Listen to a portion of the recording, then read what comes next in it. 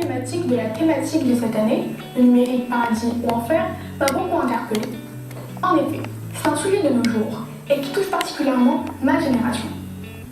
Le numérique recouvre à la fois les sciences, les technologies de l'information et de la communication. Internet, les réseaux sociaux, un quotidien, une obligation. Mais est-ce l'enfer ou le paradis? L'Internet fait désormais partie de notre quotidien.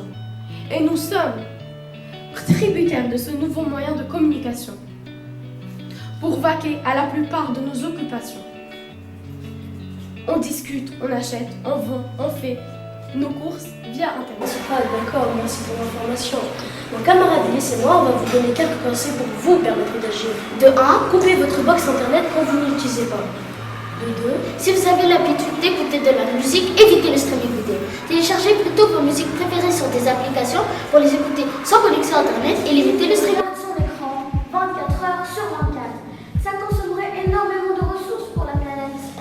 Aujourd'hui, il y a sur Terre plus de personnes à avoir un téléphone portable qu'à de personnes à avoir des toilettes. Est-ce que les nouvelles technologies peuvent régler ce problème? Non. Les nouvelles technologies ne peuvent pas résoudre ce problème. Nos amis, notre famille, y ont fini alors en dépression. Et ça peut aller jusqu'au suicide pour certains. Oui, d'accord. Les écrans peuvent avoir des impacts négatifs sur la vie sociale de certaines personnes. Néanmoins, vous ne pouvez pas nier le fait que les réseaux sociaux participent au regroupement de plus de 4,2 milliards d'utilisateurs. Mais oui, bien sûr. Quel bonheur d'avoir des contenus qui nous font complexer et provoquent de l'obésité. Déjà qu'on préfère jouer au foot virtuel. Plutôt que d'aller dans un stade se divertir, on se fait influencer super facilement par toutes ces publicités sur la map. Le métaverse offre de nombreuses opportunités à l'avenir. Il est vrai qu'il puisse devenir part important de notre Switch management.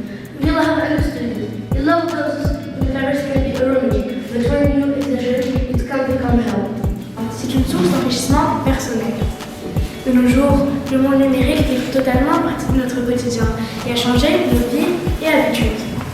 Le monde numérique, est-ce un enfer ou un paradis?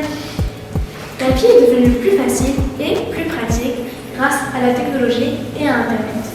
Nous pouvons communiquer avec qui nous voulons, où et quand nous le souhaitons, à des groupes plus faibles.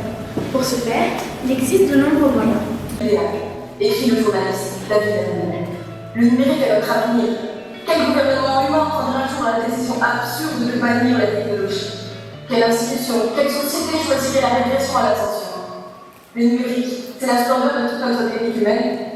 Les moins étudiants disent: à quoi bon voir sur le papier lorsque l'on peut se servir d'un clavier? À quoi bon tracer les lettres plutôt que de les taper?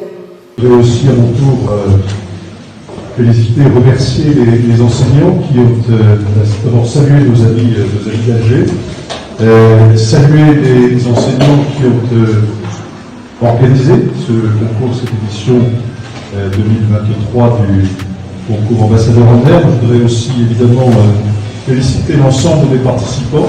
J'imagine que beaucoup sont présents ici dans la salle, et puis naturellement féliciter les lauréats.